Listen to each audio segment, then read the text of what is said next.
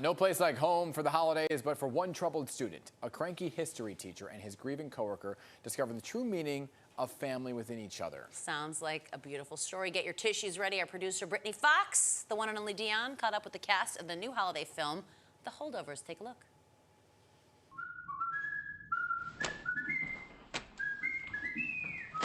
Sir, I don't understand. That's glaringly apparent. I can't fail this class. Oh, don't sell yourself short, Mr. Coates. I truly believe that you can. From the acclaimed director of Sideways and The Descendants, Alexander Payne brings audiences discomfort and joy this holiday season in a comedy drama almost a decade in the making, The Holdovers. Starring actor Paul Giamatti, The Holdovers takes place in the 1970s and tells a story of a short-tempered instructor at a prep school in New England. As fate would have it, he's forced to stay on campus over the holiday break with a handful of students with nowhere to go and forms a special bond with one of his most troubled and misunderstood students. Most of the kids dislike you, pretty much hate you. Teachers too. You know that, right? I find the world a bitter and complicated place, and it seems to feel the same way about me. Coming from a family of educators and having attended a prep school himself, Giamatti used his own personal experiences to help bring his role to life. And I went to one not too long after this movie. I mean, I went in the 80s, so only about 10 years after. And a lot of those kinds of guys, and they were all guys, were still teaching there like that, you know? So it was like a lot of that stuff. And the look of it and all of it was just, was dead on. It was really accurate, yeah. And this isn't the actor's first time working with the award-winning director. The two worked on the romantic comedy drama film Sideways back in 2004. And it was an easy yes for Giamatti when the opportunity came around to work together once again. I had no hesitation about doing anything that guy wants me to do, because I can't believe I've gotten to work with him now twice.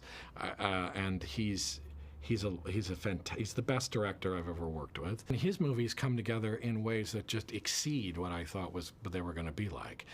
Once Giamatti was signed on to the project, casting directors took on one of the biggest challenges, finding their star troublemaking pupil. Newcomer to the world of on-screen acting, Dominic Sessa was just a senior in high school at Barton Academy, where an average day in his drama class turned into an opportunity of a lifetime. I just finished my fall play, which was Rumors by Neil Simon. We had a cast party with our head of school, and he talked about the casting agency coming to look for some potential candidates for this movie that I didn't really know anything about at the time, and I just thought that was a really cool opportunity, and then just kind of went from there and engaged in the process and found out what this was all about, and luckily went the distance, I guess.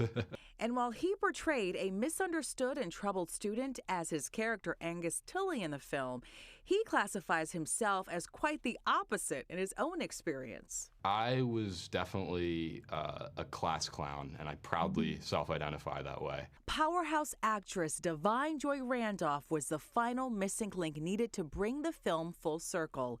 Facing the tragic loss of her only child and the heartbreak of her fiancé's untimely death, her character finds friendship and solace in the one place she would have never expected. Hello, Mary. I had you guys stuck with babysitting duty this year. How'd you manage that? I love that she's called Mary Lamb, because I think inside of this fiery woman, there is a deep tenderness that I think people get to see, and that in a beautiful way comes out through the character of Paul, that I think that quite possibly is the first time that another employee and or faculty member has ever even taken the time to listen to her. And probably, I mean, obviously he talks with his coworkers, but that takes up space for him as well. So in a way, it's a very beautiful union. I don't think I've ever had a real family Christmas like this before. Thank you, Mary.